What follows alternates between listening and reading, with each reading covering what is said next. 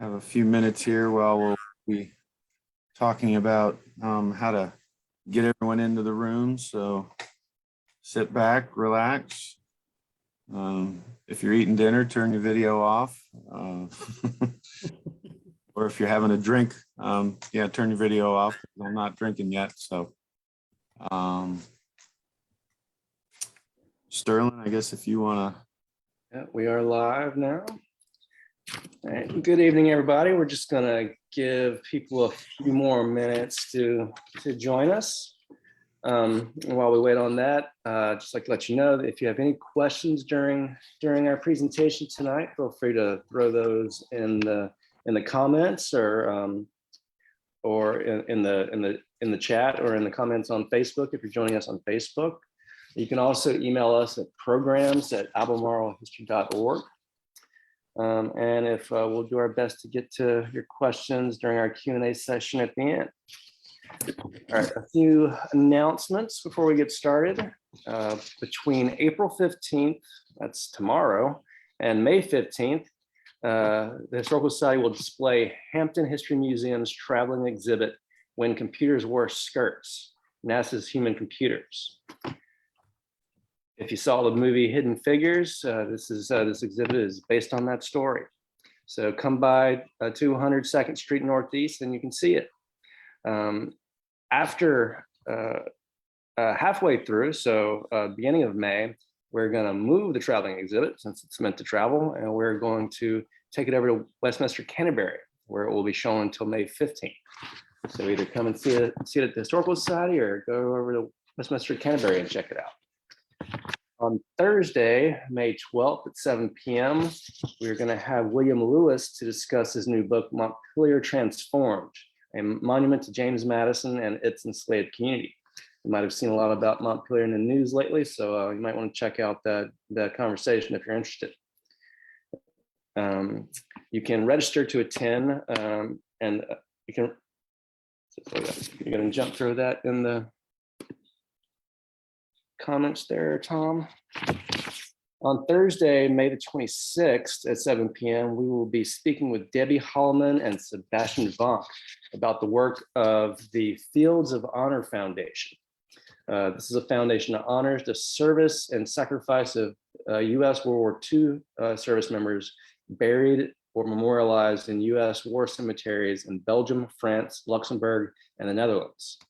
The idea for this program came about when Debbie reached out to us for some help to find photographs of Private Clarence Macaulay, a Charlottesville native and Purple Heart recipient who is buried in Margraten, Netherlands. The program will be in honor of Memorial Day. So hold the date for now, and we will be providing additional information on this program pretty soon. Between July and August, Francis Brand's first portraits will be installed at the center at Belvedere. We're still working out the details. We'll be working on the idea of producing a photographic essay of a selection of the Brand portraits to publish in our next magazine of Albemarle Charlottesville history. So look for that as well. For more information, you can on the Brand First collections, you can actually check that out on cvillepedia.org. And if you'd like to help us with the project, contact us at info@albemarlehistory.org. Also this summer, we will have an exhibit designed by students of the Renaissance School and displayed at the Historical Society. They are selecting items from our local history collections and archives to display and interpret. So stay tuned for more information on that. And there's much more to come in 2022, so stay tuned. If you're not an ACHS member, please consider joining. Your donation supports our mission to collect, preserve, and interpret local history as a commitment to inform, inspire, and create new understandings that unveil the past, enlighten the present, and foster an inclusive history for the future. You can learn more. You can visit our website to become a member or to support us with a donation. It's albemarlehistory.org/support. But I think that's enough with the announcements. So Tom, would you please introduce our special guest? Yes, indeed. Thank you very much, Sterling, for filling up a little bit of space while we let people in. We are very excited to have Mrs. Regina Rush with us tonight. Regina Rush was born, raised, and educated in Albemarle County, Virginia. She attended James Madison University, where she majored in political science and minored in criminal justice. And she is currently serving as a reference librarian at the Albert and Shirley Small Special Collections Library at the University of Virginia. She enjoys all aspects of her job as a reference librarian, but assisting researchers embarking on their own genealogical quest is her true passion, particularly African Americans seeking information concerning their forebears.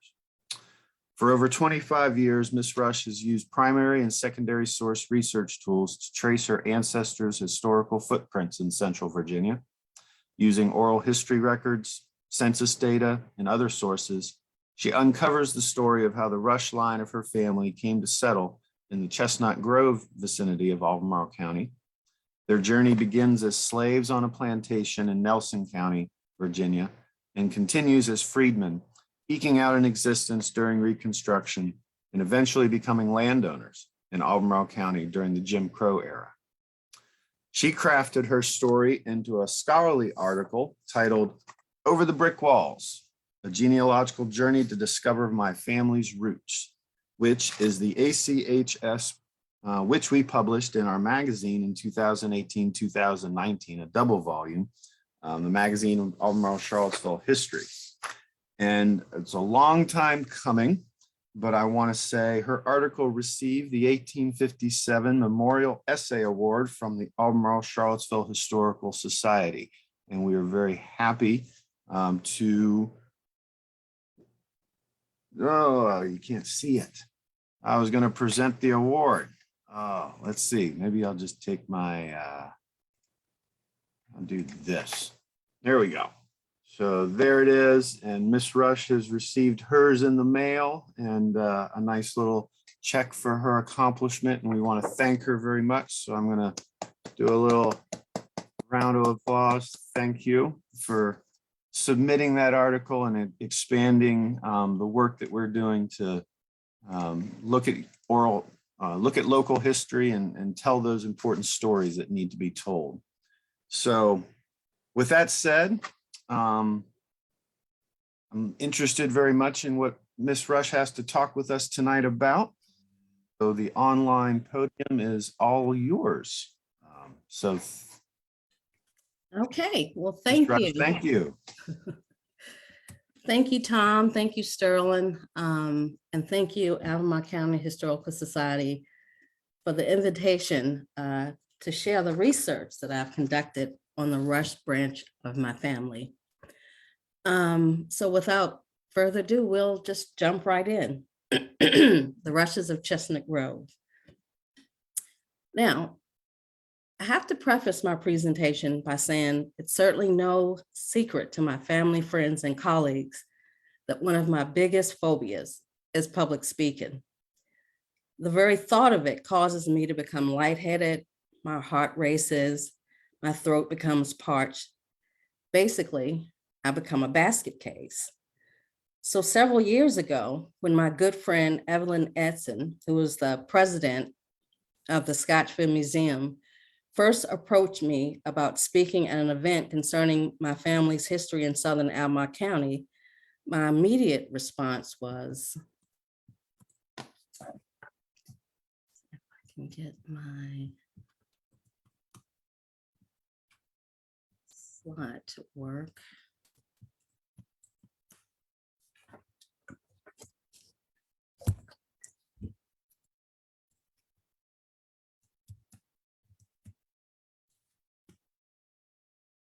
So, you know, this was my fear that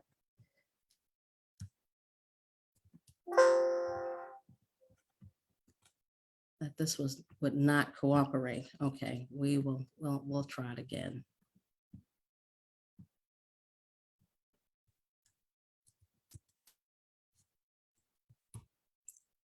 So that was my response.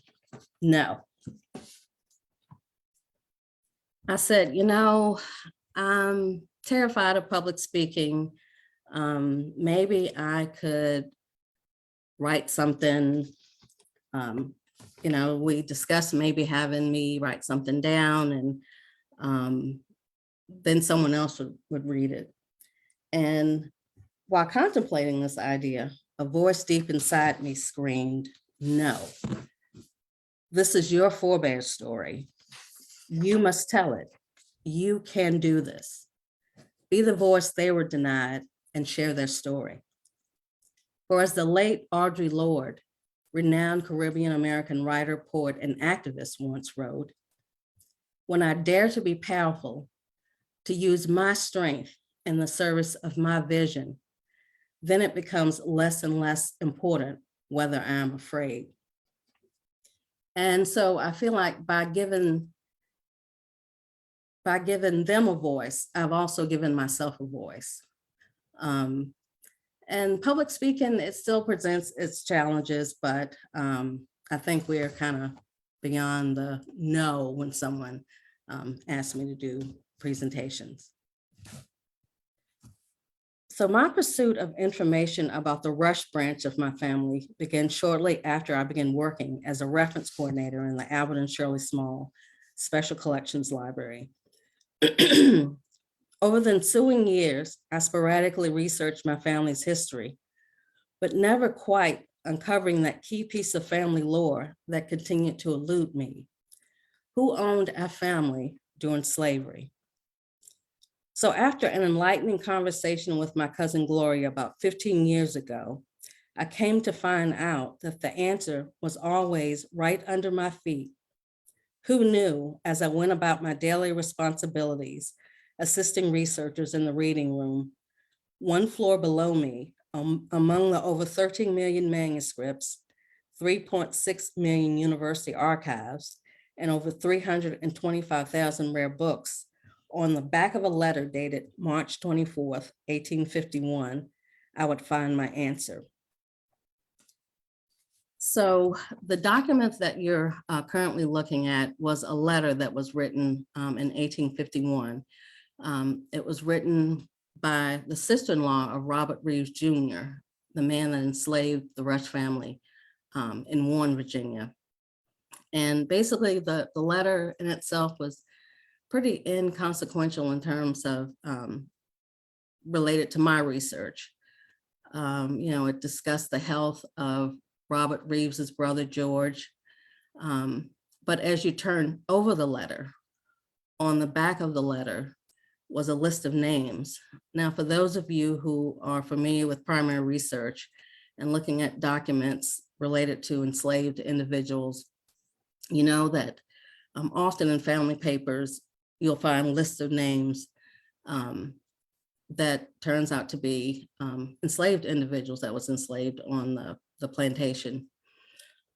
This particular list, Robert Reeves had, it made a list of supplies and purchases that he had made for the individuals enslaved on his plantation.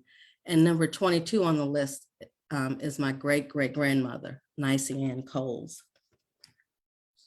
So this document, with other material I've amassed over the past 22 years, have helped me write this brief narrative of my ancestors' lives, who were silenced by the dark chapter of American history known as slavery. So I present to you this evening the story of Nicey Ann Coles and Isham Rush, my great-great-grandparents, and Ella Rush, my great-grandmother. Their journey began as individuals on a plantation in Nelson County, Virginia, continues as freedmen eking out an existence doing Reconstruction, excuse me, and eventually becoming landowners in Albemarle County during the Jim Crow period of history. Historian Antoinette G. Van Zelm wrote concerning this period in American history. The transition from slavery to freedom was more a process than an event. With freedom first claimed during the Civil War, worked out during Reconstruction, and more completely fulfilled during the Civil Rights Movement. Margaret Reeves King, granddaughter of Robert Reeves Sr., in her book, A Memento of Ancestors and Ancestral Homes, written for her nieces and nephews, wrote, I will hardly venture now to state how many acres, but I know in one direction we could drive 15 miles and still be within the limits of the Oak Ridge plantation.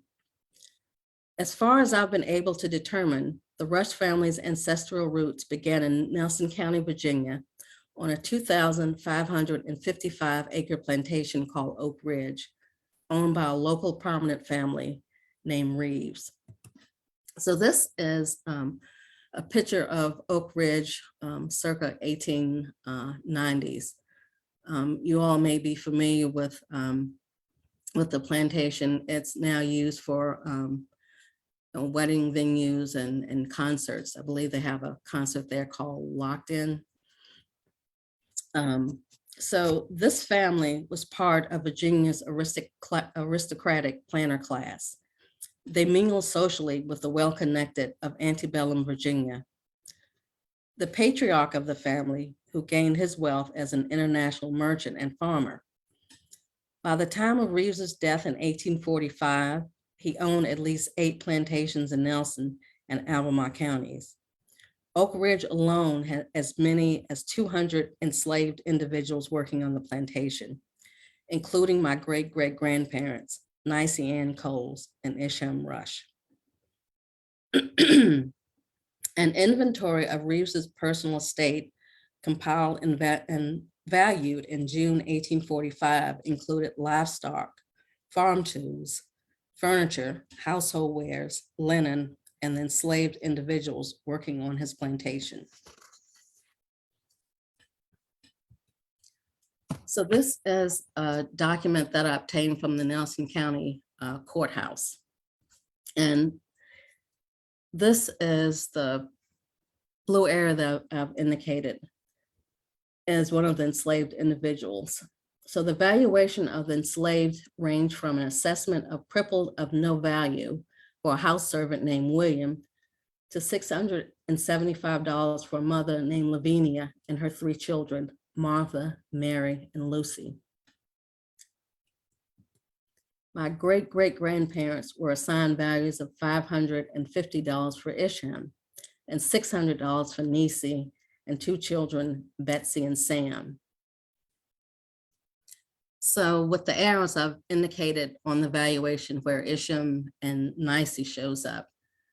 This next slide will give you a valuation of what their monetary value would be in today's market. So Lavinia and her 3 children, Martha, Mary, and Lucy, was assessed in 1845 at a valuation of $675. Today, that would be $24,970.38.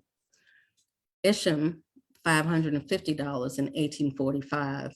And in today's value, $2,346.24. And Nicey and 2 children, Betsy and Sam, $600, $22,195.89. The slaves on his plantations were divided into 2 categories: house servants and plantation hands. Lee Marmon, historian of Oak Ridge and author of The Measure and Mirror of a Man, Generations of the Oak Ridge Estate, noted, the bondsmen were evenly divided between house servants, including craftsmen, as well as domestic servants and outdoor laborers. Some of these slaves were housed in a wooden grove of cabins to the west of the mansion. Nicey and Isham were listed as plantation hands, possibly one of the families living in the cabins described by Marmon. King's description of the field hands provides a more vivid image of housing provided by a grandfather for the field hands at Oak Ridge. The field hands lived in a collection of houses called the quarters. Each family had its own cabin built either of stone or hewed logs, plastered with porches covered with vines.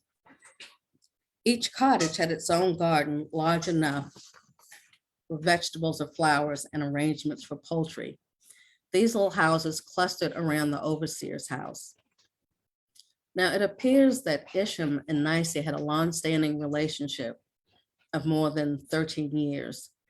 Several documents suggest they had as many as 14 children, including Betsy, Ella, Cecilia, Lucy, Louisiana, Nathan, William, Sam, Isham, Neverson, and Fleming.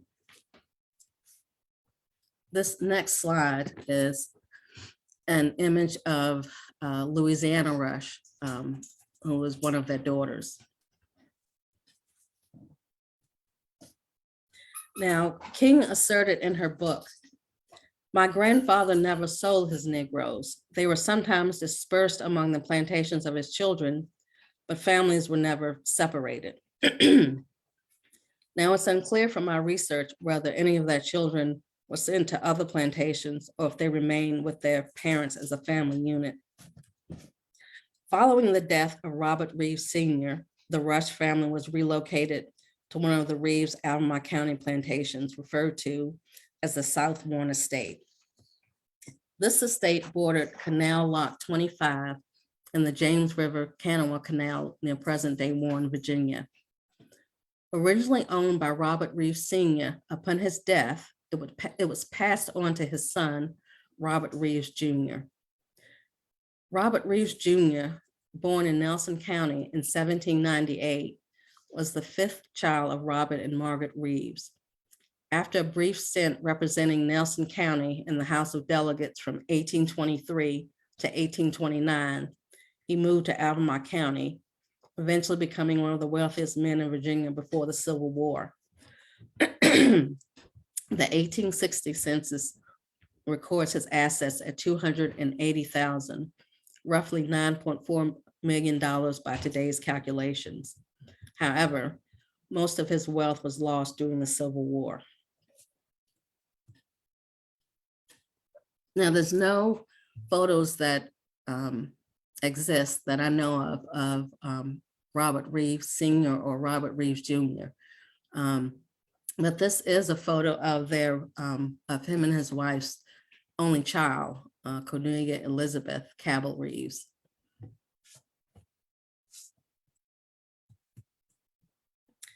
So not much is known about the Rush family's day-to-day existence at South Warren during the next 5 years or so.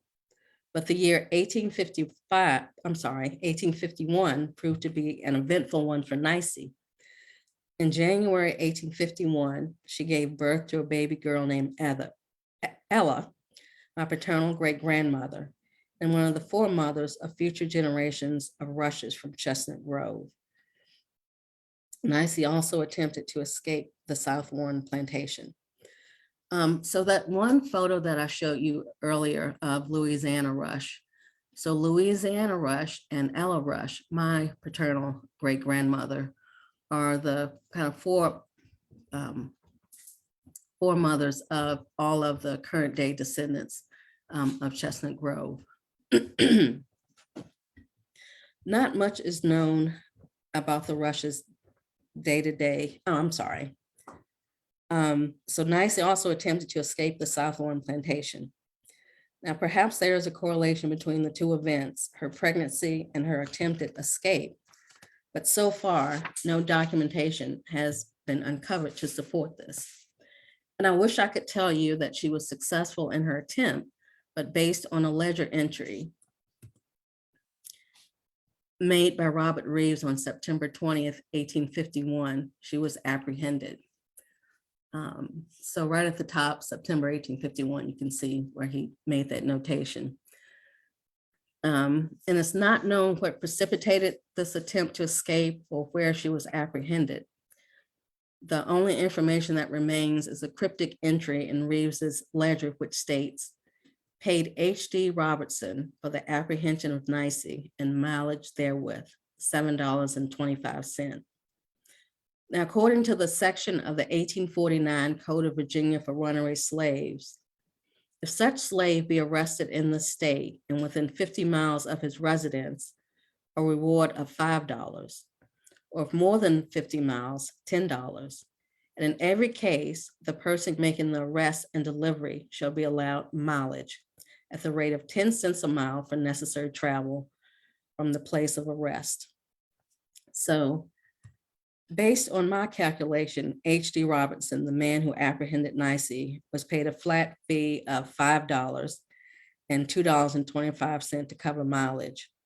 The number of miles translates to approximately 72. Now, lack of documentation makes it impossible to know which direction she fled. However, this map showing a 75-mile radius from Oakland, the name of Robert Reeves's home at South Warren, sheds some light on how far she may have traveled. For the next 17 years, details of the Rush family's existence are a mystery. Equally mysterious are details concerning my great-great-grandfather, Isham. His birth and death dates and parents' names remain a mystery. It's very likely he was born on the Oak Ridge Plantation in Nelson County, Virginia. Census records of his children confirm that Isham was a native Virginian.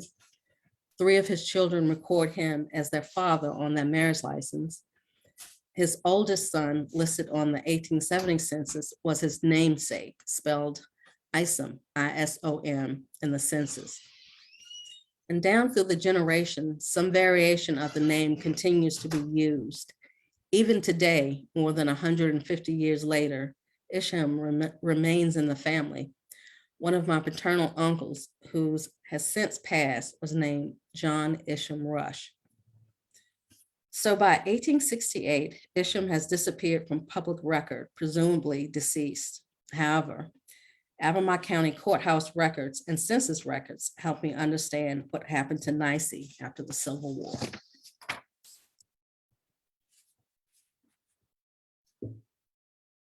On September 18th, 1868, Nicey and a man named Paul Mosley went to the Albemarle County courthouse to obtain a marriage bond. 2 days later, on September 20th, 1868, they were married at the Chestnut Grove Baptist Church in Asmont, Virginia, by a minister named Alexander White. So this is their marriage license. Incidentally, Nicey and Paul married 17 years to the day Robert Reeves Jr. recorded the entry in his ledger concerning Nicey's recapture. The other thing I'd like to point out about this document, you may know from looking at marriage license that there's a place where each of the individuals who get married, they list their parents' name. And unfortunately, for Nicey's parents, where it says name of wife's parents, there's nothing listed. So this was very disappointing when I went to the courthouse and found this. So by 1870, 47-year-old Nicey Mosley is still residing in Warren, Virginia, and sharing a home with her husband, 47-year-old Paul Mosley, her 12-year-old stepson, Paul Jr., and 7 of her children. I'll also point out, this is a 1870 census record. This is, Paul is the head of the household, Paul Mosley, and you see Nicey listed, and then under her, all of her children. By 1870, 47-year-old Nicey Mosley is still residing in Warren, Virginia, and sharing a home with her husband, 47-year-old Paul Mosley, her 12-year-old stepson, Paul Jr., and 7 of her children, Ella, 20, Cecilia, 18, Lucy, 16, Louisiana, 3, Isham, 13, Neverson, 11, Fleming, 7, and her granddaughter, Sophrona, who was Ella's 11-month-old daughter. The 1870s saw Nicey's daughter, Cecilia, and Lucy married and out on their own. Her son, her son and stepson had either died or migrated to another area by 1880. The 1880 census shows that Nicey and her family moved near to her daughter Cecilia, somewhere in the Scottsville district. Her husband was still alive, and only 3 of her children remained in her household: Isham, Fleming, and Louisiana. Nicey died sometime between 1880 and 1900, and presumably is buried at the Chestnut Grove Baptist Church in Esmont. So tracing the footprints of my great-grandmother Ella's life has proven difficult. Family members who could provide information about her life have long since passed on. But by consulting census records from 1870 to 1910, I have managed to piece together some events of her life in Albemarle County. Ella Rush, daughter of Nicey and Isham Rush, was born in January 1851, most likely at the South Warren Estate Plantation, located in the town of Warren. Ella first appears in public record in the 1870 census. At age 20, she resided in the household with her mother, stepfather, siblings, and an 11-month-old daughter, Safrana. The census reveals she could not read or write, and her occupation is listed as a housekeeper on the 1870 census and laundress on the 1880 census. Upon further research, I learned that in addition to working in the domestic sphere, Ella was also a midwife.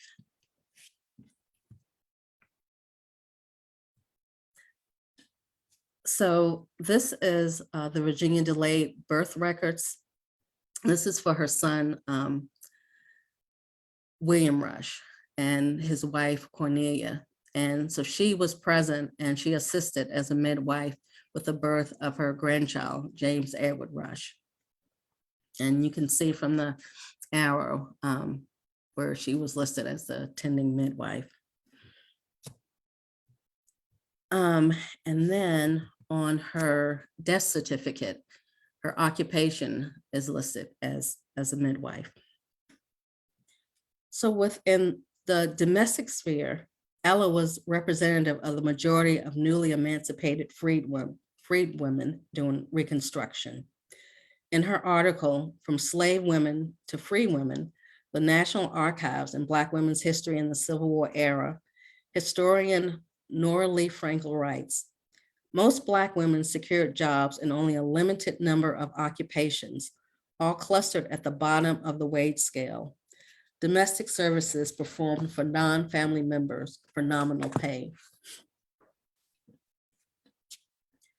The most visible footprints of her life are best followed using the 1900 census. Ella's 49 years old. She's born 12 children, with 7 surviving to adulthood. So she had John and William, James and Curly, Sophrana, Nanny, and Flora. So these are a few pictures of some of her children. The individual at the top left was my great uncle, John Lewis Rush. At the bottom is my great aunt, Nanny, was what they referred to her. And then in the upper right-hand corner is my paternal grandfather, James Neverson. So she's learned to read. Her occupation is listed as a farmer. In October 1896, for $25 and for $1.75 in fees and taxes, she purchased 5 acres of land in Chestnut Grove from a neighbor named Safrana E. Childress, which my family still owns today. So this is a photo of the place where I grew up. It's the land that she purchased it. In the community, they refer to this area because you had to walk down a long road and it kind of sloped down. It's called the bottom. By 1810, my great-grandmother, Ella, is 59, still residing on the land she purchased in 1896 with her youngest child, Curly Rush, who's now 17 years old. On December 12th, 1914, at the age of 63, my great-grandmother died and was laid to rest at the Chestnut Grove Baptist Church in Esmont, Virginia. This is a picture that I took at our family church in Asmont, Chestnut Grove Baptist Church, of her tombstone. So I want to thank you all for allowing me to share this brief glimpse into the lives of my ancestors. Nicey, my great-grandmother, who did not let obstacles such as the restrictive confines of slavery diminish her vision of freedom or the fear of capture stay in the way of her attempting to obtain it.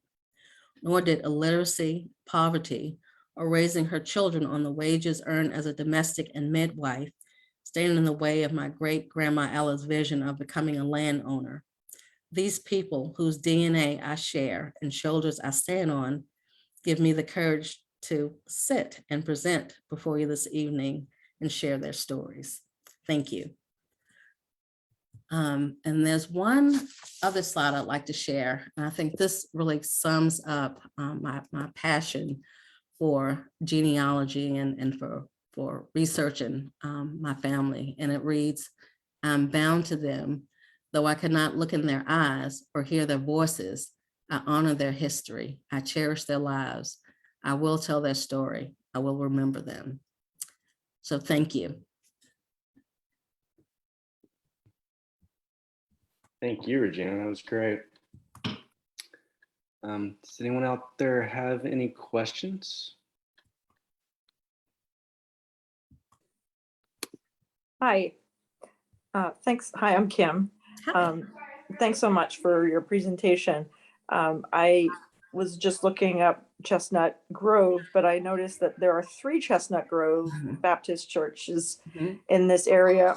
Are these all part of the same community, or what's the relationship between these 3 different churches? Sure. So I haven't uncovered any type of connection between the 3. I'm currently researching the history of Chestnut Grove Baptist Church.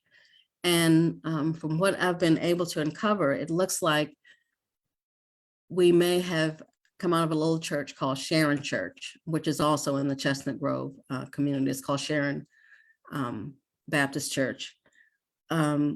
Based on like the minister who was Reverend Fox, who was the one that married my some members of my family, and from the church history, which said that Reverend Fox and some white members of his church and other members, Black members of this church, the Mount Alto community, started my Chestnut Grove. So when I first started working in special collections and I came across records about Chestnut Grove Church, I was very excited, but from what I've been able to uncover, there's no connection between those churches.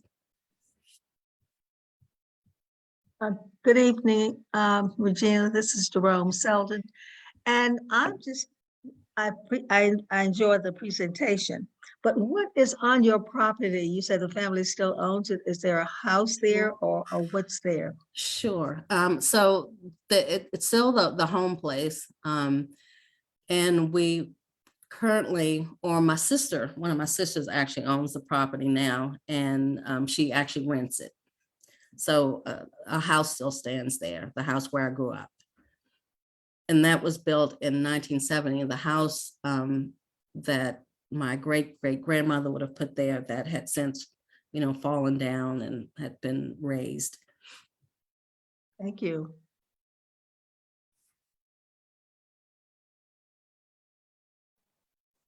Regina, do you know if there were other Black landowners around the area where your great-grandmother bought her land?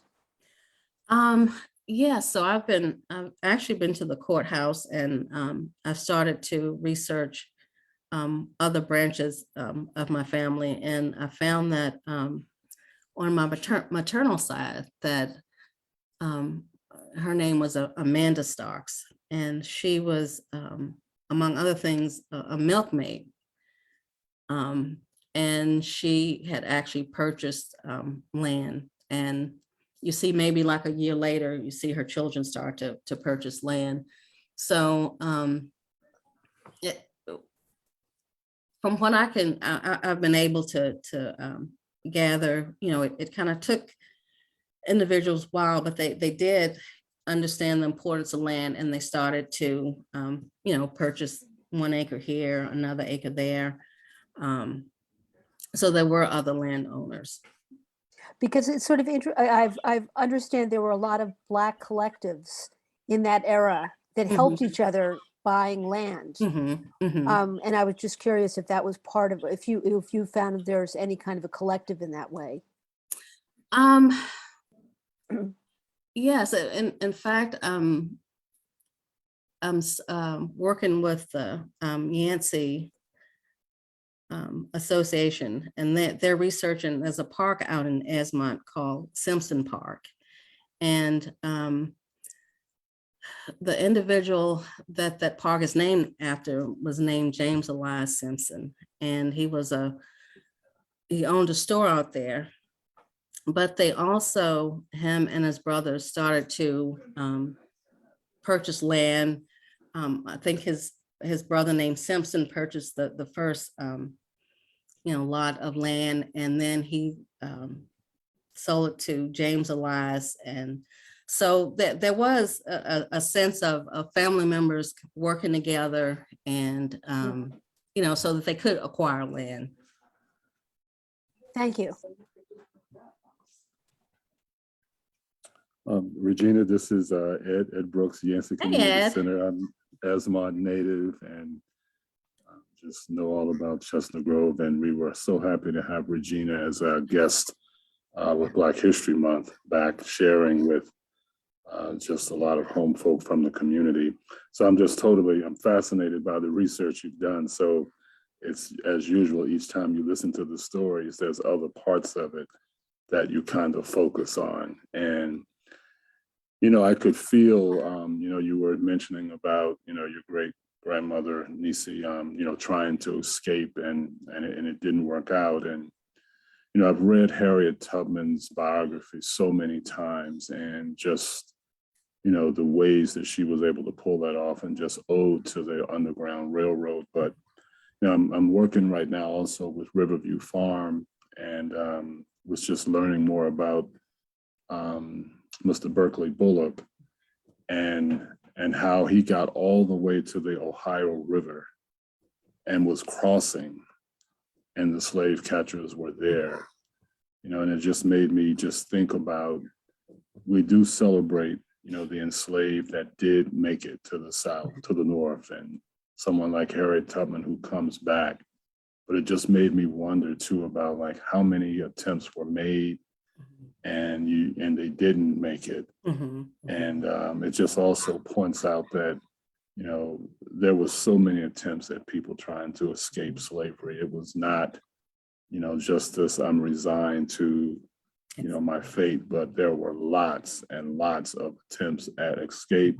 And those that didn't did things every day to just thwart the whole system with, taking things, working slow, just constant resistance to the system. Thanks, Ed. Thanks for attending tonight, and thank you for those comments. I mean, as I, delve into research of this kind, I'm just, just left speechless. Just so many emotions that I can't really put into words. I received this award, and I'm very appreciative of it, but I feel like, I just told that story, but they live these things and they experience these things. And, I don't feel like I deserve an award. They deserve an award for, what they went through. So thank you for sharing your thoughts. I was curious, Ms. Rush, when you mentioned, I loved how you were able to tease out with that little record about the $7.25 to the slave catcher, that radius. The history in your family of whether enslaved or freed people were on the rivers working as canalmen or rivermen? Like, I just wondering, it seemed like Mhm. she was Uh, pregnant when she ran away, you think? Yeah, and that I'm assuming that she was. My grandmother was born my great grandmother was born in March 1851, I believe. And sorry, I don't have the facts right in front of me. So she may have been, or I'm not sure. I don't know. There's just not enough evidence. She may have already had the child, and I don't know. But yeah, even with, or whether she was pregnant or with Yeah, a child, traveling at least that distance is an incredible feat. yeah. And the other thing I'll share, there was I did this as a blog for our department, just part of the story a few years back, and someone left a comment that was really interesting. He had looked at census records in Nelson County and found H.D. Robertson, who lived not too far from Oak Ridge.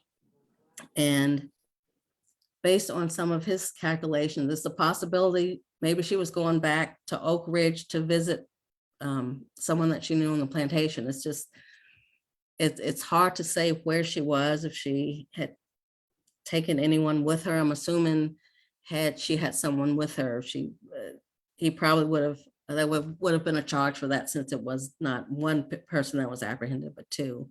But yeah, that one kind of cryptic note is the only information I have about that. But yeah. Because I think also there's a William Rush still who lives down that way that we've been talking with about Hatton Ferry. That is Work on my, the ferry, so it's yeah, not sure if that might be a family tradition of river work. yeah. Yeah, my uncle, and I didn't realize this actually until you all contacted me, and one of my sisters confirmed. She said, yes, Uncle Wim did work on the Hatton Ferry. I didn't realize that. So I'll be interested to read the history that you all put together. Well, Lorenzo Dickerson had a great interview conversation with him. Really enjoyed meeting him and Right. that. So yeah, we're definitely interested in pulling that together with our Hatton Ferry work. Great. Do have a couple questions coming in here. What more do you know about the Starks family? Tatisa gathered. So the Starks line of my family, my mother's mother was a Starks, and I've actually been able to go back in terms of records a little bit further than the Rush line because of census records. So there was Cornelia, who was my great grandmother, and then Amanda, and then Amanda's mother was named Elmira, and Elmira's mother's name was Sally. And Sally and her husband Joseph was born circa 1800. What I'm working on now is trying to determine, which we all encounter with African American genealogy research, is that 1870 brick wall. I'm trying to determine, if I can figure out who enslaved them. And so yeah. Carol, can I add Hi, Starks? Tatisa. Hi, sweetie. I'm so happy to see you. Sorry I missed the beginning, but I said we'll have to look at Starks. I'm looking up Critty. Oh, critic. Okay, yeah. I'm looking up Critty Starks. That's in my line. So just wanted to add the links with the bows. So this is interesting. Okay. Well, good. I look forward to that. Yes, good work.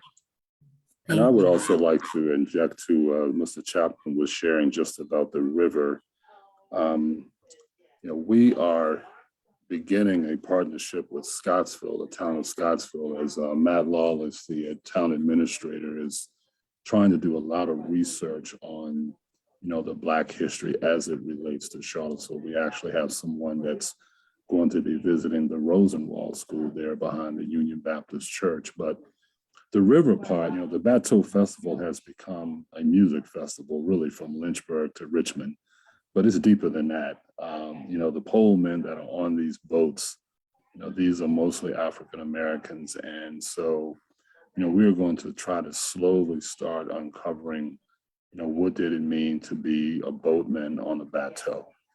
And so, this may take a while to really figure out that part of, the enslavement story, but these Bateau boats are fascinating. I mean, I watched 2 of them come in from Howardville last week, and I'm like, man, it took a long time to make this Bateau, right? But so anyway, and I know, Tom, you guys are doing some great things with the Haddon Ferry, and I went to Yancey School. I can remember in elementary school being poled across on a cable and thinking, please don't let this break. Because, in the Scottsville school flooding and all of that. But the James River is actually horrifying. I mean, people love it today, but, I've seen it at its raging worst.